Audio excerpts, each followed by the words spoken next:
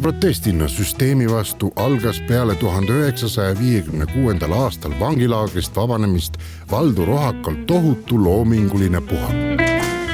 Suheldes tihedalt Ülo Soosteri ja teiste tollaegsete uuendusmeelsete kunstnikega valmisid Ojakal modernistlikud teosed, mis kujundasid oluliselt kohalikku kunstimaastikku. Teos Istuv naine kuulub tema selle perioodi absoluutsesse paremikku. See tähelepanuväärne kubistlik maal on omamoodi pühendus naise keha geometriseerimise poolest tuntud Picassole.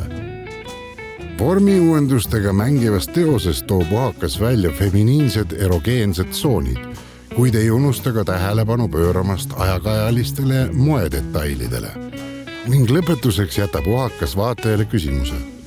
Millise suurlinna vaade avaneb montäänse naise selja taga olevast aknast?